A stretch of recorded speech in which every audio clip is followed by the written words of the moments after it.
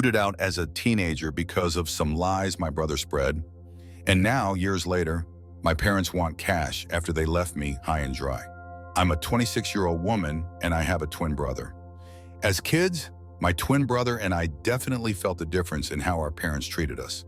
It's wild how my parents totally believed my brother was meant for greatness, while I got labeled the black sheep. All because I preferred playing sports and hanging out with friends over hitting the books. Being constantly compared really took a toll on me, leaving me feeling demoralized and damaging my self-esteem from a young age. Growing up, it was tough to see my brother throw these epic birthday bashes with all his friends, while I felt like just an afterthought in the whole celebration. He would frequently host sleepovers with his buddies, while I was never given the chance to invite my friends over to our home. Honestly, I hated every single moment of my childhood. My grandmother was the only one in the family who actually seemed to give a damn about me. Whenever she came over, she never failed to bring my favorite chocolates, and sometimes even tucked a few bucks into my hand for a little treat later on. Over time, the obvious favoritism towards my twin brother slowly morphed into a form of emotional abuse aimed at me. My parents would openly ridicule my grades and dismiss my hobbies. No matter how hard I worked at it, it seemed like I could never quite live up to their idea of the ideal child. Even though I excelled in sports, they prevented me from joining any extracurriculars because they insisted I focus solely on my studies, just like my brother. It was super frustrating, and I felt totally helpless as a kid. Later in my sophomore year, I found myself grounded once more, and this time, what was the offense? I've got Snapchat installed on my phone. I seriously didn't do anything wrong. Like most teens my age, I just downloaded this app to keep in touch with my friends. But my parents think this was a major offense and a serious violation of their trust, since they had explicitly told me not to talk to my friends. They totally lost it and tossed all my things around the room. They literally ripped the doors off the hinges and said I wouldn't have any privacy as long as I was living there. Seeing my parents treat me like this, my twin brother chose to make things even harder instead of having my back. The messed up vibe from our parents' unfair choices totally let him take advantage of the situation. He started this whole thing of making up stories about me, throwing around false accusations for stuff I never did, just so he could dodge responsibility for his own actions. If he took something, he would easily pin it on me, and my parents, who were already predisposed to think poorly of me, would quickly buy into his falsehoods. He would totally roast me in front of my friends at school and would always clown on my looks. Even so, I ended up with a pretty solid group of friends at school, since I was easy to talk to and always up for meeting new people.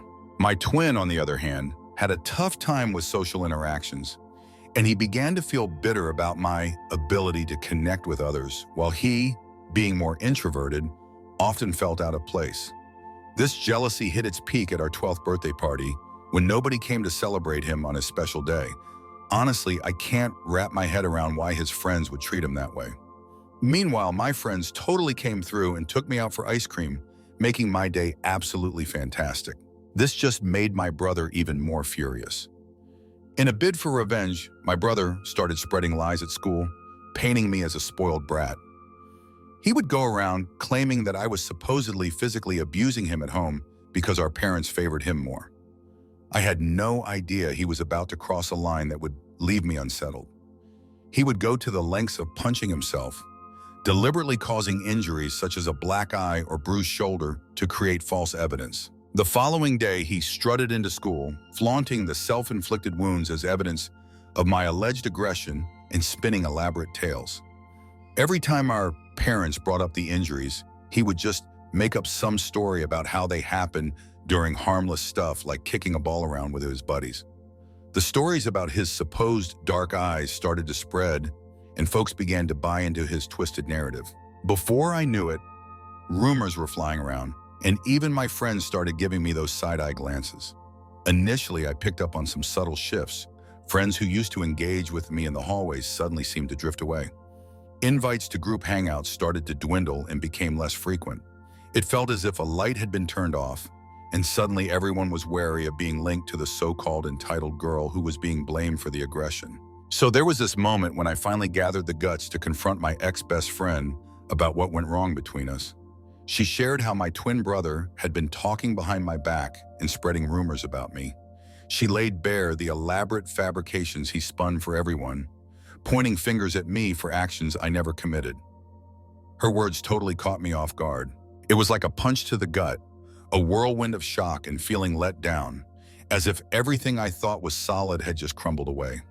My brother, the one I shared my childhood with, has been spreading falsehoods about me, making accusations that I can't even fathom doing.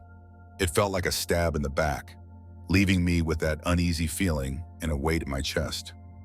I tried to talk to my brother after school that day, but he just brushed me off. I pleaded with him to quit spreading lies about me, but he just smirked and said I deserved to be alone and suffer. I honestly didn't know what to say anymore. His deceit and actions were becoming pretty unsettling. I wanted to reach out to my parents, but I was worried they might side with my brother instead of hearing me out. The loneliness hit hard, particularly since I've always been up for connecting with others. It seemed like my brother's jealousy-driven fabrications were dismantling the relationships I had carefully nurtured over time. Teachers started to hear the whispers of the rumors, too. It felt like I was caught in some alternate universe, where my genuine self was completely eclipsed by the twisted narratives crafted by my own twin. The rumors had escalated from typical teenage chatter. They were now influencing how others genuinely view me. The awful gossip spread like wildfire to my principal, and then my biggest fear became a reality. The principal quickly summoned my brother and me, along with our parents, to his office to talk about these supposed rumors. I was just sitting there, my heart racing, while the principal insisted on getting the whole story. I really thought my brother would own up to the truth, but instead he just kept digging himself deeper into the lies. He just flat out told the principal that, yeah, the rumors were legit and made me look like this bully who was out there beating him up when our parents weren't watching. I was totally blown away. It hit me like a ton of bricks when my brother kept going on about this bizarre tale where I was supposedly upset with him for receiving more affection from our parents. It was just a load of nonsense, yet he clung to his tale with unwavering conviction. My mom started tearing up when she heard my brother's story, clinging to him as if he were a hero or something. My dad was trying to reassure my brother, saying it was really brave of him to speak up. He promised that he would do everything in his power to make sure nothing like that would ever happen to him again.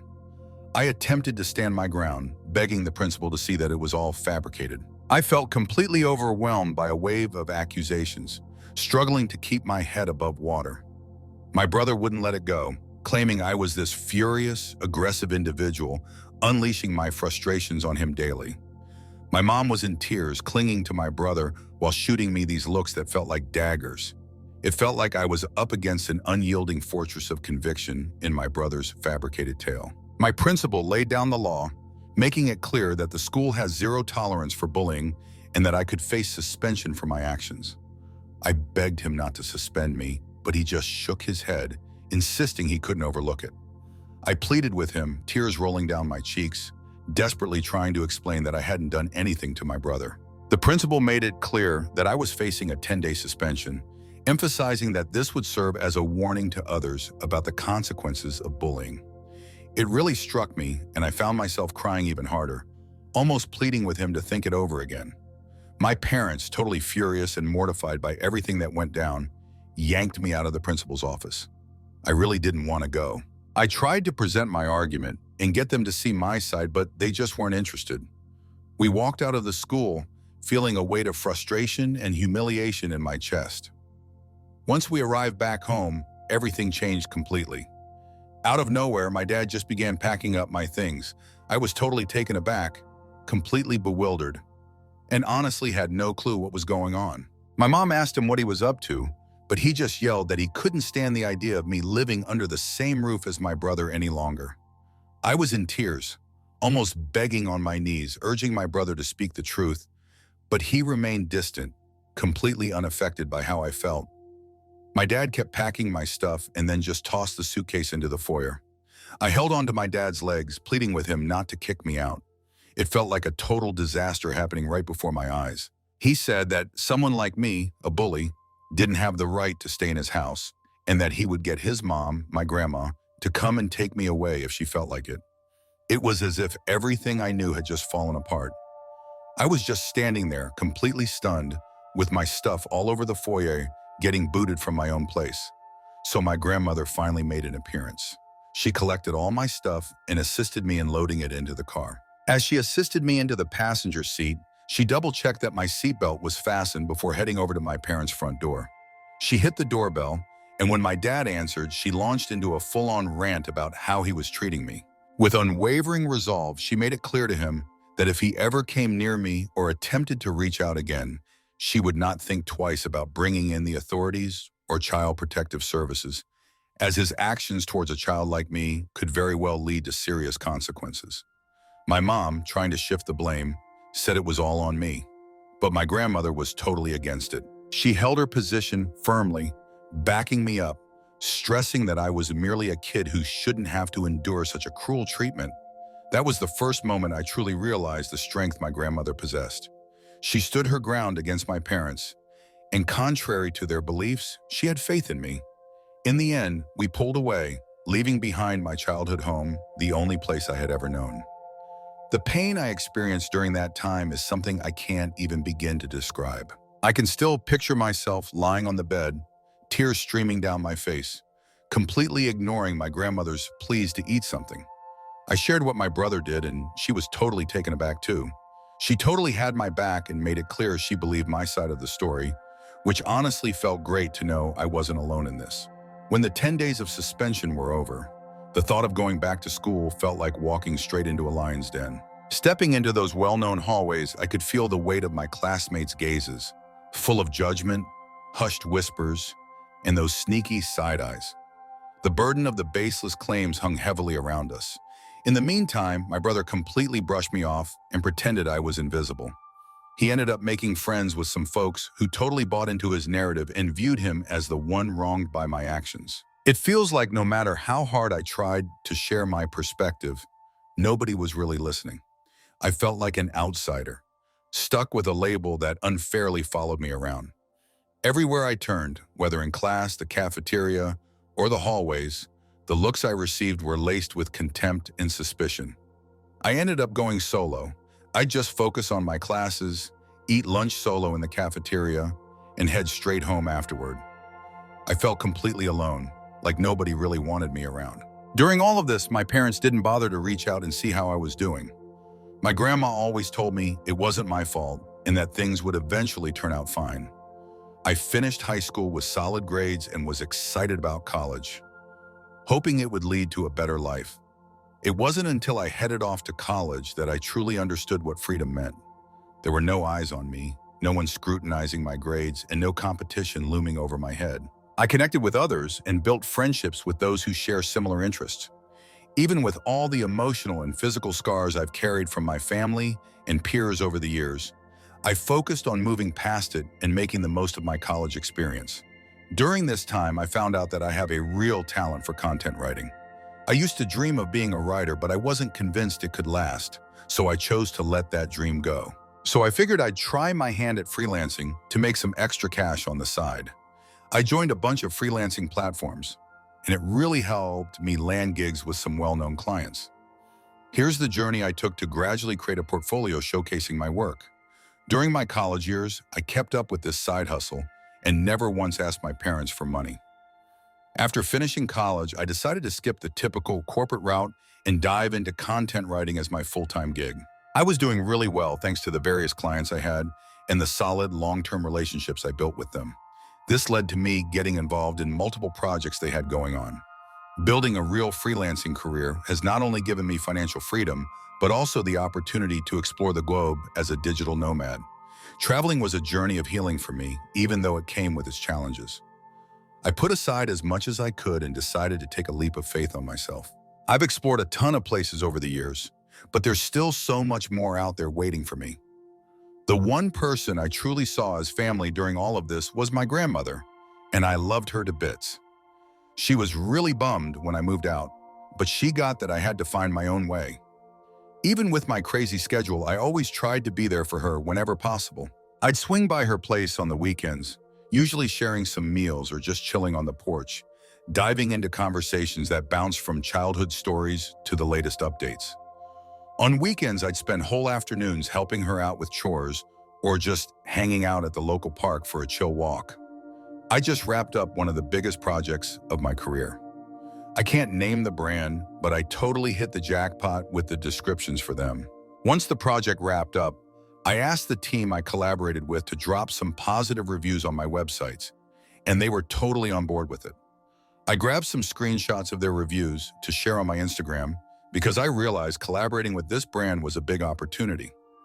As anticipated, numerous fellow content creators connected with me to celebrate my professional achievement and even shared my story to help amplify the message. This is how I began receiving messages from random people who were looking for assistance with their websites.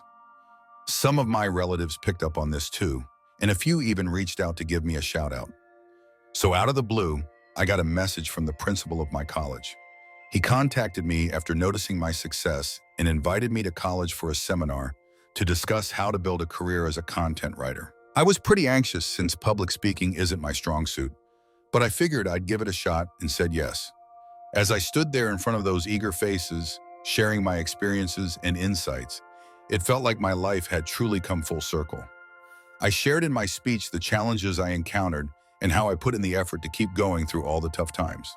Honestly, it felt super rewarding to help others and play a part in the growth of the writing community. Some of my clips began to gain traction in Facebook groups as people engaged with them.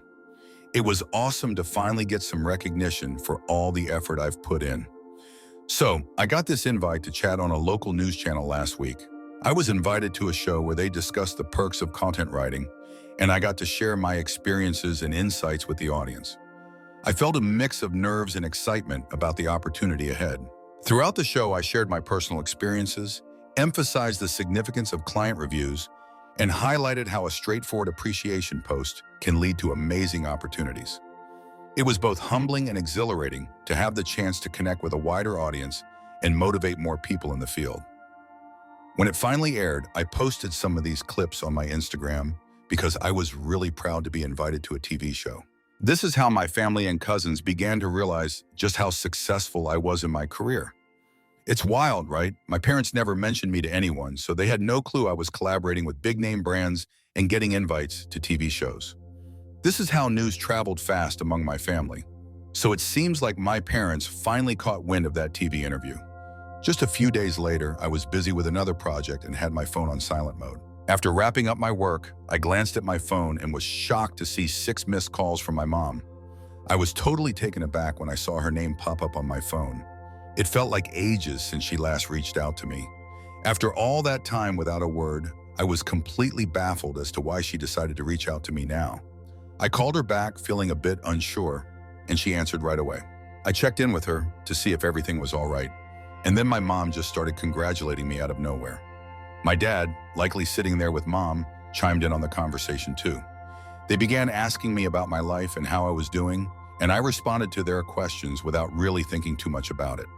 It didn't seem weird at first, but then they started asking about my current earnings. I told them it was none of their business, but my dad chimed in, saying we were family and I shouldn't feel shy about sharing my income.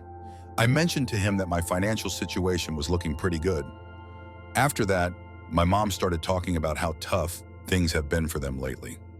I raised an eyebrow, feeling a wave of doubt wash over me. So here's the rundown of our chat. Hey mom, since we're retired, we've been thinking it might be time to finally renovate the house. It's definitely not in great condition, but we're completely out of savings. Me, all right mom, your achievements have inspired us.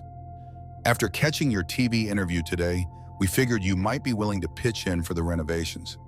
Hey Dad, at the end of the day, we're all in this together as a family. Don't hold back on sharing a bit of your earnings with us. Your assistance would be greatly appreciated. Are you seriously kidding me right now? Why are you hitting me up for cash when we haven't even had a conversation in ages? I'm not sure what prompted you to contact me, and while I appreciate the kind words, I won't be able to assist you at all. After hearing this, my mom began to call me a bitch and insisted that I should support them as a family. My dad pointed out that as my parents, they deserve some care and that this is the bare minimum we can do for them. I was really frustrated by this and felt the urge to let them know exactly how I felt. I just had this light bulb moment. Rather than continuing to argue with them, I should really show them a lesson for always thinking they could take advantage of me after all the mistreatment from back in the day. I let my parents know that I was ready to lend a hand, but only if they were on board with my terms. My dad was really curious and asked me what it was. I confidently stated what I wanted. If they truly wanted my assistance, they needed to come clean, in front of everyone we knew, acknowledging that my brother was the one who orchestrated the damaging rumors that ruined my reputation. I wanted them to put my brother in the same position I was in, where everyone believed his lies and manipulations, just like they did to me. I really hoped they would own up to what they did and recognize the hurt they inflicted. Upon hearing about my seemingly unmanageable situation, my dad started to doubt whether such an admission was really needed. My mom said this was all pretty pointless and that we could just talk privately without bringing anyone else into it. But I stood firm. This was a hard line, a must-have if they expected any help from me down the road. As things heated up, my dad got louder, making it clear he was in charge, and started stressing that it was my responsibility to support the family when they needed it. My mom, in a final attempt, pushed me to do the right thing and lend a hand, highlighting all the years they dedicated to raising me. It's pretty amusing how they suddenly want to be liked now. I brought up the history, pointing out that they were the ones who had pushed me away, and it was my grandmother who actually took care of me, not them. They were getting increasingly worked up, but I made it clear that if they wanted to reach out for my help and support financially, they had to publicly acknowledge the truth, and my brother had to deal with the fallout from his actions.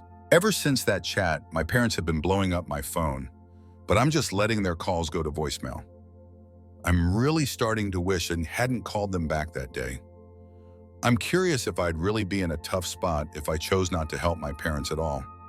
What a crazy week it's been since I last posted. The amount of support and encouragement I've gotten from all of you has been absolutely amazing. It's really comforting to realize that I'm not the only one going through this. I'm really happy to see that everyone is on the same page about me not interacting with my parents or even thinking about helping them after everything they have done to me. I set that condition knowing full well they wouldn't be able to meet it. It's clear they have a soft spot for my brother, and even if they've figured out that he's been dishonest, I doubt they'll ever treat him the way they treated me. Today, my brother sent me a harsh text after my parents tried to reach out again, and I ignored their calls. Here's what he said. "Hey sis, it's been a while since I saw you, and I can honestly say that every day without you in my life has been fantastic. I heard that your parents contacted you, and you hit them with a wild ultimatum. They're definitely not going to follow through with it. You realize that, don't you? It's obvious they never cared about you, and they won't lift a finger to harm me. I'll be honest, I did say some things about you 15 years ago that weren't true, but that was a long time ago. Seriously, just let go of the past and stop being so self-centered. Since you don't have a spouse or kids, what's stopping you from pitching in to cover their repairs and renovations around the house? Step up and show that you can be a better daughter." Reading that message hit me like a punch to the gut. It's wild how someone can just brush off the challenges I went through and the boundaries I established. It really shows how little they understand or care. The effort to make me feel bad about being unmarried and without kids just showed how thoughtless some people can be. His suggestion that I should put their needs before my own well-being was not just rude. It really showed how little respect he had for me. Driven by annoyance and a deep need for fairness, I figured it was finally time to step up and uncover the truth that had been kept in the shadows for far too long. I decided to draft an email to my parents and close relatives, opening up about the difficult experiences of my childhood and the unjust treatment I faced while growing up in my family home. I detailed the harsh and stifling atmosphere I experienced living with my parents and how their treatment of me differed from that of my twin brother. The email went into detail about the totally false and harmful rumor my brother spread about me at school, which caused some serious fallout and really impacted my reputation. I shared my story about how my parents threw me out, and if it weren't for my grandmother, I could have ended up in a really bad situation on the streets. At the end, I requested that everyone check out a message my brother had sent me. Here's a screenshot where he straight up confessed to lying about me. It was a straightforward admission that I wished would finally reveal the deceptions that had lingered for far too long. I shot off the email just an hour ago, and I can already feel the chaos brewing as soon as my parents and my brother get their eyes on it. I'll keep you posted on how my family responds to my email. Update 2. It's been a month since my last update, and a ton of stuff has gone down during this time. As you might expect, my family totally blew up after getting the email. My parents are facing backlash from relatives who didn't realize just how deep the favoritism and emotional abuse ran. Many family members contacted me, expressing their surprise about everything and apologizing for not being there for me. I was getting bombarded with text messages from my brother and parents that were increasingly aggressive and hostile, so I took the step to contact a lawyer who issued them a cease and desist notice. It essentially told them to back off and that any further contact would lead to serious legal repercussions. Looks like that did the trick because they totally ghosted me after that. My grandmother totally backs me up for being open about what went down and is all in on my side. She's the one who truly counts in my life, so I'm really thankful to have her support. Update 3, it's been a couple of months since I last shared anything. I'm stoked to share that everything in my life is going pretty great at the moment. My content writing business is really thriving right now. I'm getting a steady stream of invites to speak at seminars and podcasts, which really cements my status as a respected player in my field. I'm super tight with my grandmother right now. I recently took a week off from work to enjoy some quality time with her. These days, she's really into gardening and has shared a ton of knowledge with me about all the different flowers and herbs she grows in her garden. The times I had with her, whether it was over meals, deep talks, or just hanging out together, are definitely my most treasured memories. I'm actually relieved that my family hasn't reached out since they got that letter from my lawyer. It's nice to have some distance. I've recently begun attending therapy, and I'm optimistic about the journey of healing myself. This should be the final update for the time being.